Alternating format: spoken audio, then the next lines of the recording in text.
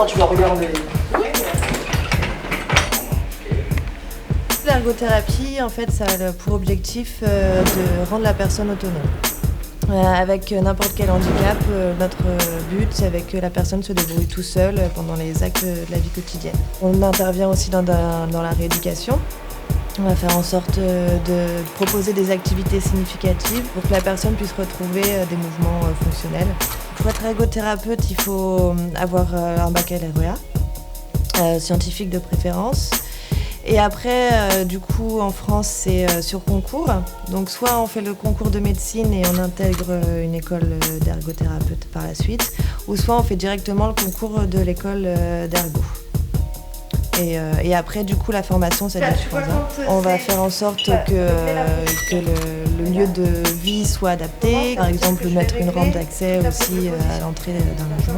On va choisir une cuillère plutôt qu'une autre. Grossir le manche d'une cuillère pour que la personne puisse mieux tenir la cuillère. C'est vrai que l'ergothérapie intervient dans plusieurs domaines. Donc ici, le matin, j'interviens avec la toilette des résidents. Je m'occupe aussi de toute la gestion du matériel, les fauteuils roulants, les couverts, tout le matériel médical. Du coup, là, je m'occupe de tout ce qui est devis, contact avec les fournisseurs. L'après-midi, je prends les résidents individuels en faisant des activités variées. Les journées ne se ressemblent pas. Là, je vous ai dit un déroulement d'une journée, mais demain, ce sera peut-être pas pareil. Le métier n'est pas très connu, donc il faut vraiment faire sa place quand on arrive dans un établissement pour expliquer aux collègues, expliquer aux usagers, expliquer vraiment à tout le monde ce qu'on fait et pourquoi on est là. On est souvent seul, parce qu'il n'y a pas beaucoup d'ergo, donc là, moi, je suis toute seule. Et donc j'ai appris toute seule à savoir un petit peu comment j'allais m'organiser. Pour être ergothérapeute, il faut une grande faculté d'adaptation.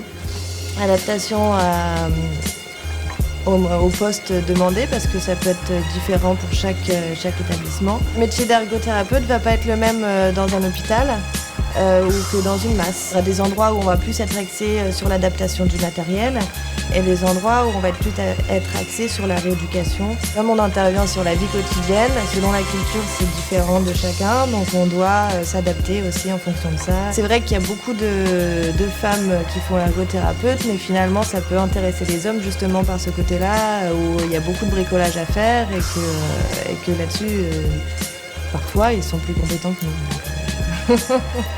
Parfois.